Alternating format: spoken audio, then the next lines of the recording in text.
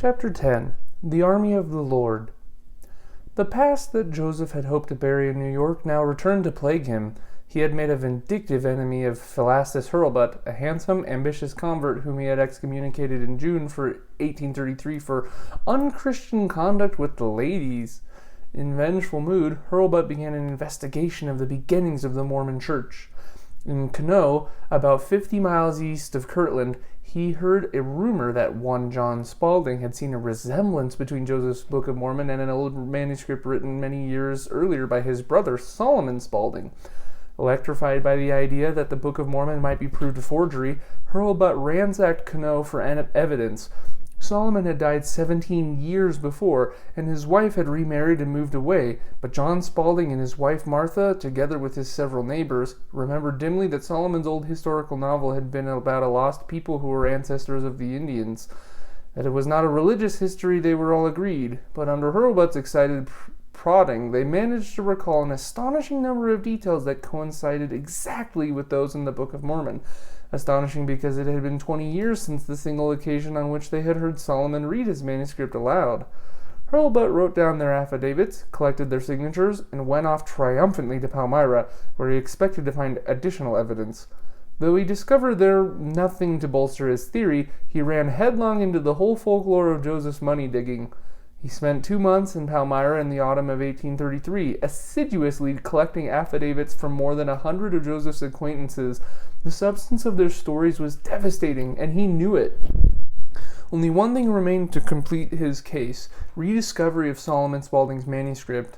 After finding Solomon's widow in Massachusetts, he was directed by her back to eastern New York, where he located the manuscript in a trunk in the attic of an old farmhouse. Now, to his bitter chagrin, he found that the long chase had been in vain, for while the romance did concern the ancestors of the Indians, its resemblance to the Book of Mormon ended there. None of the names found in one could be identified in the other. The many battles with which each described showed not the slightest similarity with those of the other, and Spalding's prose style, which aped the 18th century British sentimental novels, differed from the style of the Mormon Bible as much as Pamela, or Virtue Rewarded, differed from the New Testament. Hurlbut knew, however, that he had a keg of powder even without the manuscript. He boldly exhibited his affidavits in Kirtland, lectured in the surrounding towns, and arranged to publish the documents in book form with the assistance of Eber D. Howe. The lectures caused a furor. Orson Hyde wrote to Missouri that they had fired the minds of the people with such indignation against Joseph and the church. And Heber Kimball reported in his journal that enemies were raging and threatening destruction upon us, and we had to guard ourselves night after night, and for weeks were not permitted to take off our clothes.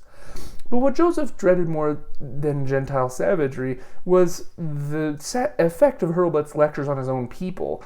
Apprehensive converts were besieging Oliver Cowdery and Martin Harris with questions about the golden plates, and Harris was expanding an already hydra-headed legend.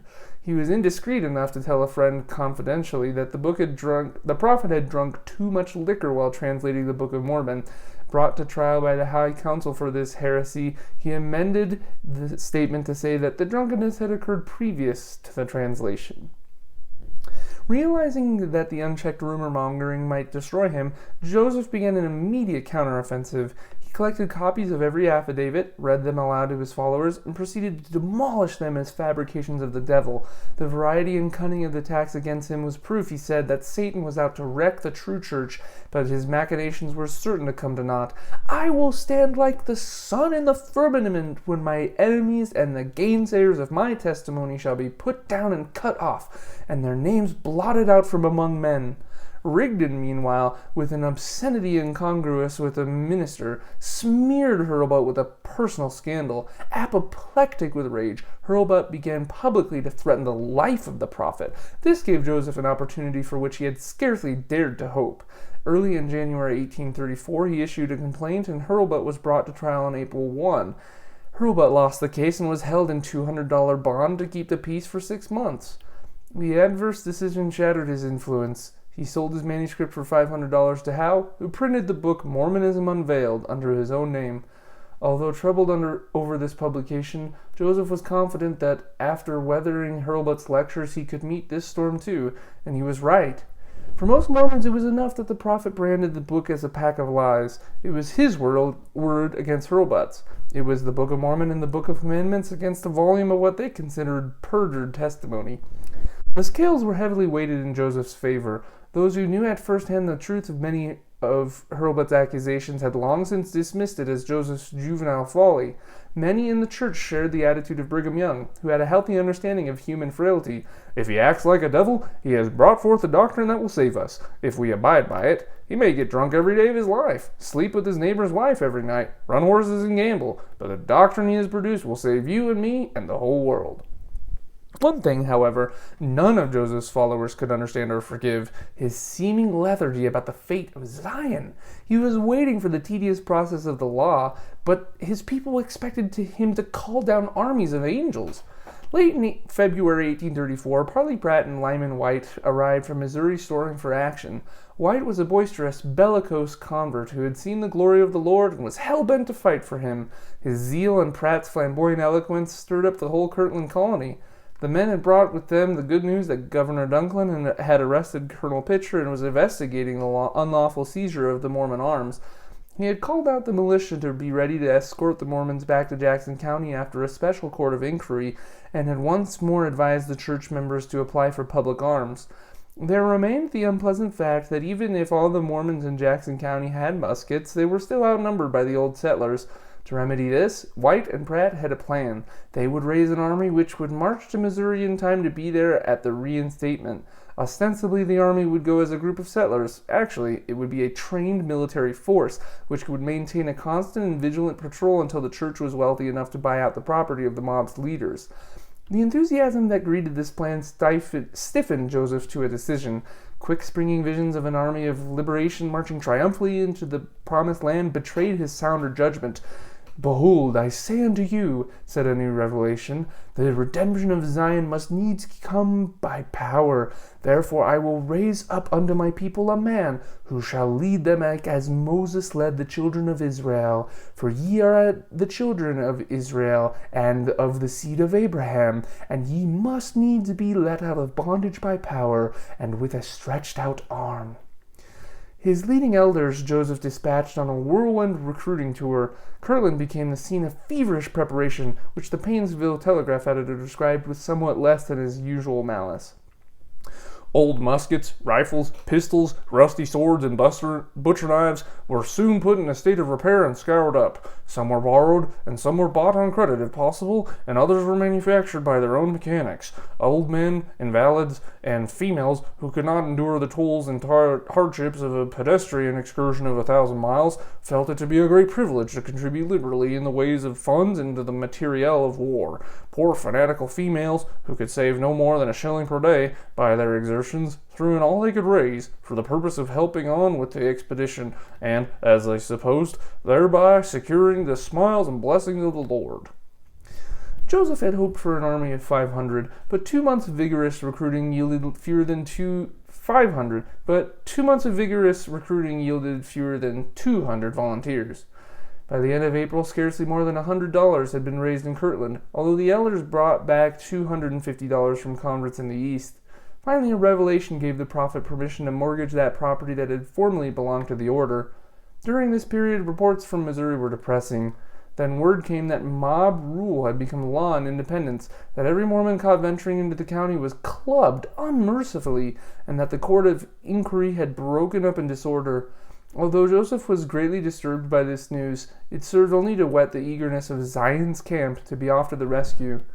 On Sunday, May 4th, 1834, the army met in Kirtland to hear an address by Rigdon. With a full and measured eloquence, he urged them to deeds of valor and promised them the glory of the Christian martyrs and the victories of the ancient Hebrew legions. At this time he announced also that the prophet and the High Council had agreed to his suggestion that the name of the church be changed from the Church of Christ to Church of Latter-day Saints. By this measure they hoped to avoid the hated nicknames Mormon and Mormonite, since something more specific than Christian was needed for identification. Joseph had divided his army into companies of 12, allowing each one to elect its own captain. Every man was assigned a specific duty: cook, fireman, waterman, wagoner, horseman, or commissary. A soldier in the forefront of the group carried a white flag with the word peace lettered across it in red. On May 5th, they started out in good order, strictly observing Joseph's injunction to evade all questions and keep their destination secret. Whenever they reached a sizable town, they dispersed and passed through it on different streets. Sentinels were posted at night with orders to look upon every questioner as a spy or horse thief. During a 3-day rest at Salt Creek, Illinois, the troops cleaned and polished their guns and drilled in simple maneuvers. With surprise and pleasure, many learned for the first time that Joseph was an expert shot and a superb horseman. They knew that his slight lameness had kept him out of the militia and were therefore astonished at his apparent command of military language and tactics. The younger men drilled with slavish devotion. Actually, Joseph had always been fascinated by military lore, which perhaps accounted for the innumerable battles in the Book of Mormon. He carried a rifle, an elegant brace of pistols, and the best sword in the army. Yet despite his love of military pageantry and display, he had little stomach for battle. The carnage of war was abhorrent to him, and he had no ambition to become a famous warrior. Some of his men found it difficult to reconcile his enthusiasm for parade and drill with his cautious efforts to conceal his own identity. Frequently, he changed his position in the party and adopted the pseudonym Captain Cook. He kept with him always a large, savage bulldog, which the men soon learned to detest. After crossing the Mississippi, he took the further precaution of selecting a personal bodyguard of 20 men. Most of Zion's camp, however, looked upon such measures with approval. Their prophet was no ordinary general whose role could be filled by the next in rank. Permeating the military atmosphere was the stern discipline of the gospel. Every night before retiring, Joseph blew a blast upon a sacred ram's horn, and his men knelt in prayer for succor and guidance. Minor miracles were a daily occurrence. Parley Pratt, who was frequently separated from the army on recruiting trips, said that an angel awakened him one morning when oversleeping would have meant disaster. Martin Harris offered his naked toe to a 5-foot black snake in the road, and when it refused to bite him, proclaimed an apostolic victory over the serpent. When he repeated the experiment with another snake and got a severe bite on the ankle, the company jeered uproariously at his lack of faith, and Joseph publicly upbraided him for making a mockery of the Lord's gifts.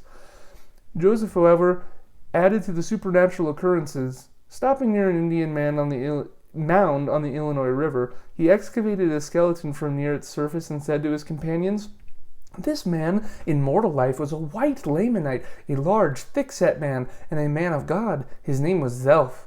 He was a warrior and chieftain under the great prophet Onanagas, who was known from the eastern sea to the Rocky Mountains. The curse of the red skin was taken from him, or at least in part."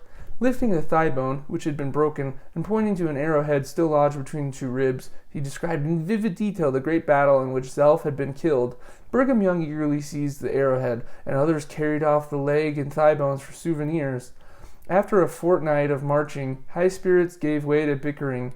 Every company ran short of bread, except that of Brigham Young, who had noted the dangerously low supply of meal and sent 2 men forward to purchase some for his own dozen soldiers.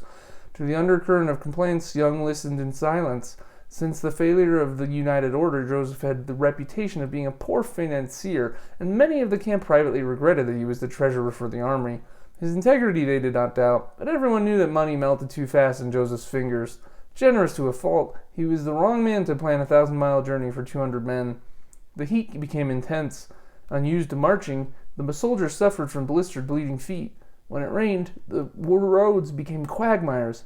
Wagons were stuck in every mud hole and frequently broke down altogether. Food shortages persisted until the army was reduced to living on Johnny cake and corn dodger. The men stifled any open protest until one day Joseph purchased a dozen cured hams that were partly spoiled on the outside. 6 of these were flung down on the outside his tent with the acid complaint, "We don't eat stinking meat." The loudest grumbler was the petulant and humorless Sylvester Smith. One day he violated a sacred camp rule by refusing to share his bread with Parley Pratt. The 2 men wrangled bitterly until Joseph burst upon them, threatening both with a scourging from the Lord. The following morning, horrified guards rushed to Joseph with the news that all the horses were badly foundered. "It is a witness that God has his eyes upon us," the prophet said. "His hand is in this misfortune, but those brethren who will humble themselves shall find their horses restored to health." All morning the men watched their animals with apprehension, praying for the Lord's favor. Only one horse died, that of Sylvester Smith. The bickering ceased abruptly, and the army looked at the prophet with new wonder. For several hundred miles, Sylvester maintained a frightened but resentful silence. Just after crossing the Mississippi River, he narrowly escaped being bitten by the prophet's bulldog. Publicly, he showered Joseph with abuse. "If that dog bites me," he finished wildly, "I'll kill him. If you do, I'll whip you." cried Joseph hotly. Sylvester advanced, shrieking, his fists clenched. "And if you do, I'll defend myself the best way I can." This was one of the rare occasions when Joseph's urbane temper vanished completely. "I'll whip you," he shouted, "in the name of the Lord, and if you continue in the same spirit and don't repent, that dog will eat the flesh off your bones, and you shall not have the power to resist." Sylvester turned pale, for Joseph's curses were not to be lightly regarded. But now several onlookers jumped to his defense. The dog was a nuisance, they declared, and generally hated throughout the camp. Moreover, they did not approve of whipping in the name of the Lord, and bluntly told the prophet so. Joseph retreated hastily before their disapproval, which he knew to be just. "A spirit of dissension pervades the whole camp," he said defensively. "I descended to it purposely to show you how base and ignoble your attitude has become. It was a spirit of a dog, and men ought never to place themselves on a level with beasts. Are you not ashamed of such a spirit? I am." What passed through Brigham's young mind as his prophet backed down, one can only guess. His years of leadership lay ahead, stretching over endless wagon trails and across dusty plains. The man who was to bring thousands of wretched outcasts to the inhospitable mountains of the West and build a homeland there would not have yielded to a mutinous upstart. This lame retreat of Joseph's was weakness, boding no good for the company's discipline in the dangerous days ahead. Nevertheless, there was something in Joseph that made Brigham content to acknowledge himself the lesser man. The dispute was suddenly forgotten when Orson Hyde and Parley Pratt returned from a special mission to Governor Dunklin. They brought bitter news. Until the coming of Zion's camp, the governor had been working cautiously on the Mormon side. In confidence, he had informed the Mormons of his negotiations with the War Office to secure a federal arsenal, which he had planned to have built in Jackson County. This would have made permanently available a unit of the federal army to guard the Mormons against further molestation. Moreover, the governor had seriously considered dividing Jackson County between the opposing groups. He had sent an order on May 2 to Colonel Lucas requiring him to restore the Mormon arms that had been unlawfully seized the preceding November. But before Lucas received the order, news of the coming Zion's camp leaked out. The old settlers stormed the Independence jail and seized the Mormon arms sequestered there. Then they methodically ravaged all the remaining Mormon property. Between April 24 and 30th, they burned 150 houses. The coming of Zion's camp and the complete desolation of the Mormon settlements melted Dunklin's resolution. He told Joseph's emissaries that to restore their property to the Mormons at this particular time was completely impracticable. Zion's camp was not a band of colonists arriving in cumbrous wagons piled high with bedding and new seed. It was an army, however ill-trained and badly armed. It was almost exclusively male, militarily organized, and secretive in its intentions. All along the route, men had stared at it in curiosity and fear. "There go the Mormons," they whispered, "on their way to kill the Missourians and get back their land." Runners carried the word to every settlement in Upper Missouri. "The Mormons are coming. They are crossing the river. They will murder our women and children." Without waiting to be summoned, militiamen from 4 counties formed into companies to meet the invasion. Fearing a massacre themselves, the Mormons in Clay County had established a homemade arsenal, where the women molded bullets and men manufactured crude swords, dirks, and pistols in a desperate effort to make up for their lost weapons. Civil war was certain to break out on the moment Zion's camp crossed the Missouri River. Joseph was now in a hopeless quandary. There would be no turning back. His men were spoiling for a fight and confidently expected angels to join them in battle, but he must have known the battle with the Gentiles meant a one-sided slaughter, for the scouts had kept him informed of the forces rising against him. The little band advanced slowly along the north bank of the Missouri. Shortly after crossing the Wakenda River, the prophet learned that an armed band on the other side of the Missouri was planning an attack that night. He had to choose between spending the night some distance out on the prairie, where his men would be safe from ambush but without fuel and water, or in the woods near the river, where they would have convenience but little security. Joseph favored the prairie, but Lyman White, who was second in command and accorded the rank of general, insisted on staying in the woods. Sylvester Smith, ever more eager to bait the prophet, warmly defended White's stand. After some arguing, Joseph exclaimed impatiently, "Thus saith the Lord God, march on!" White defiantly drew aside and prepared to camp, while Sylvester took up a stand in the center of the road, turning back all he could and crying, "Are you following your general or some other man?" The majority followed the prophet and camped 8 miles out on the prairie, where they drank stinking water and went meatless to bed. Neither group was molested. The next morning, instead of punishing White and Smith as any military commander would have done, Joseph chose to defend his own stand as if he were himself on trial. By the Spirit of God, he said, he knew exactly when to pray, when to sing, when to talk, and when to laugh. White was contrite and swore strict obedience, but Sylvester Smith raged. You have stamped out liberty of speech. You prophesy lies in the name of the Lord. You've got a heart corrupt as hell. Joseph seized the horn with which he called his men to prayer and flung it at his accuser with all his might. Missing him, it smashed upon the ground. To the troubled, silent onlookers, this seemed an omen of evil. 3 days later, Joseph camped on Fishing River, which bordered Clay County. He dared not cross it without more information. Many of his soldiers were impatient, others were apprehensive, but no one realized how terrifying a foe had on that very day begun its attack. 3 of the men were down with cholera. Meanwhile, several influential citizens in Jackson County had been working feverishly for a peace settlement. Judge Dryland had secured from the old settlers a list of proposals, which were read publicly before a gathering of Mormons and non-Mormons in Clay County. The Jackson County citizens proposed to buy all the land held by the Mormons at double the appraised value, that value to be determined by 3 disinterested arbitrators chosen and agreed to by both parties.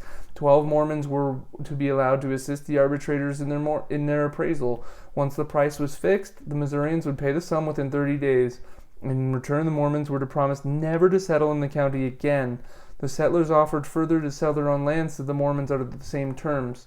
This peace offer the Mormons could not bring themselves to accept. To buy out the Gentiles, whose holdings were far greater, was absolutely impossible. The Mormons were impoverished, and Zion's Camp was bringing only men, not money. But to sell their lands was to deny their God and forego the building of a temple on his appointed site. It meant selling their birthright like Esau, their own and that of their posterity, and the other thought was hateful. Moreover, the generosity of the offer was superficial and deceptive, for most of the Mormon property was ashes. Under the leadership of W. W. Phelps, the Mormons in Clay County rejected the proposals but promised to commit a counterplan guaranteeing that Zion's Camp should not cross Fishing River until an agreement was reached. Disturbing the negotiations more than anything else was a faction among the old settlers who openly scoffed at arbitration and thirsted for the blood of the prophet. James Campbell, leader of this group, vowed that he would intercept Joseph before he reached any of his colonists. The eagles and turkey buzzards shall eat my flesh, he swore, if I do not fix Joe Smith and his army so that their skins will not hold shucks before 2 days are past. Choosing 11 lieutenants, he started after dusk on June 17 across the treacherous Missouri River to ambush the prophet. Halfway across, the boat capsized. Joseph noted in his journal that one man floated downstream to an island from which he swam off naked about daylight, borrowed a mantle to hide his shame, and slipped home rather than shy of the vengeance of God. The majority were not so lucky. Joseph stated that 7 of the 12 men drowned, including Campbell, whose body floated downstream and lodged upon a pile of driftwood. There it was found 3 weeks later, the flesh picked clean. God had seen to it, Joseph told his men, that Campbell had fulfilled his oath with his own flesh. Learning that Zion's Camp planned to stay at the Fishing River, about 200 men gathered at Williams Ferry on June 19 and prepared to cross the Missouri for the attack.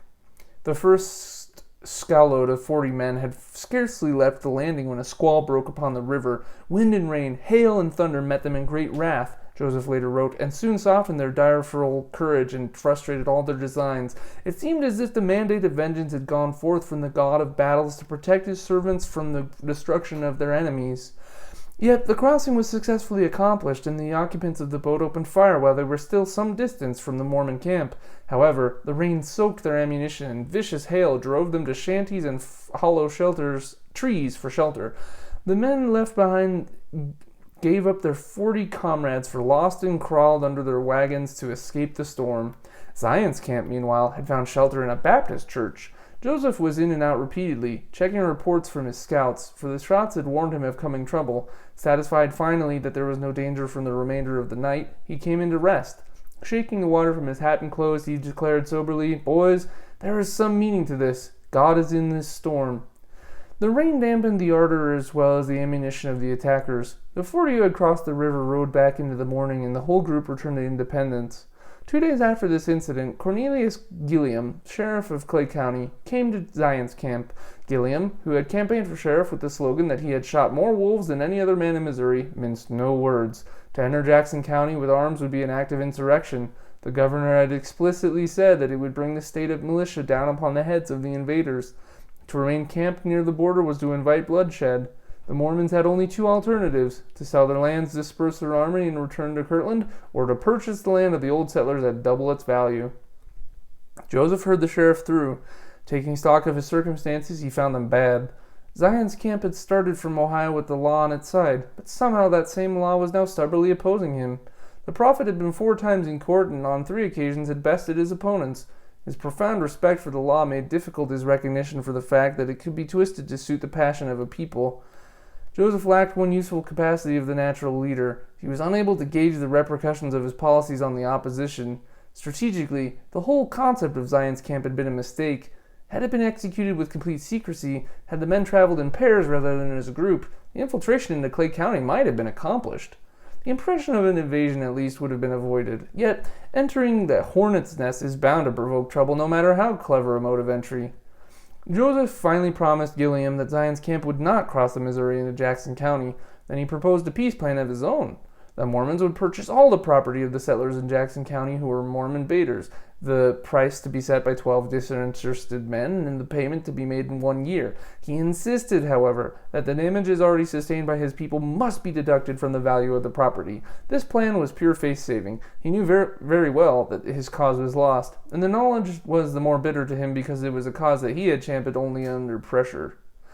Some hours after Gilliam's departure, Joseph called his men together and read a new revelation commanding them to wait for a little season for the redemption of Zion. For behold, I do not require at their hands to fight the battles of Zion. I will fight your battles. Behold, the destroyer I have sent forth to destroy and lay waste mine enemies, and not many years hence they shall not be left to pollute mine heritage. For it is my will that these lands should be purchased. Sue for peace not only to the people that have smitten you, but also to all people. The revelation went on to say that the men of the army had been brought to Missouri for a trial of their faith. Now they were to return to Kirtland and receive their reward, a great blessing or endowment, which would be bestowed in the Kirtland temple. Zion could not be redeemed until all her leading elders had been so blessed. Few of Joseph's men had realized the gravity of their position, and they were so completely unprepared for this capitulation. Lyman White shouted for action was pacified only by a personal perusal of the revelation. The prophet tried to soften his men's disappointment by an unofficial promise that within 3 years they should march to Jackson County and there should not be a dog to open his mouth against them. Very shortly he set the official date for the redemption of Zion at September 11, 1836. Such pledges did not at the time seem improbable, for cholera was rapidly decimating the population of the state. In St. Louis alone, 7,000 people perished in 5 weeks. But with its customary indiscrimination, the plague struck down the godly as well as the godless. 68 members of Zion's camp were attacked within a fortnight. 14 of these men died. The only remedy the frontier knew was to drench the victim in cold water and feed him whiskey thickened with flour. With the prophet among them, however, the Mormons had confidently expected a more potent therapy. When the epidemic first appeared, Joseph had tried the sacred ritual of laying on of hands, but I quickly learned, he said, by painful experience, that when Jehovah decrees destruction upon any people and makes known his own determination, man must not attempt to stay his hand. The moment I attempted to rebuke the disease, I was attacked, and had I not desisted in my attempts to save the life of a brother, I would have sacrificed my own. During the epidemic, Joseph and his men cautiously entered Clay County and joined their brethren. The prophet comforted them with pledges that he would return to Ohio and raise enough money to buy out the whole of Jackson County. He ordered Zion's leaders to accompany him back to Kirtland to receive the temple's endowment.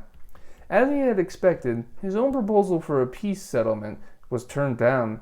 The editor of the Liberty Inquirer, who had always been friendly to the Mormon cause, in noting this rejection, added, "We have no doubt but the citizens of Jackson are determined to dispute every inch of ground, burn every blade of grass, and suffer the bones to bleach on the hills rather than the Mormons should return to Jackson County." On July 9th, the prophet started for Kirtland, leaving instructions for his people to hold no public meetings and to refrain from voting in the coming state elections.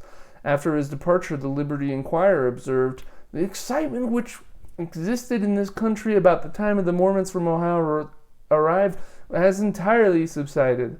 Many of them have returned to the east, and the rest are scattered throughout the country and are actively engaged in assisting the citizens in saving their crops of wheat, etc. We rather think the war is over."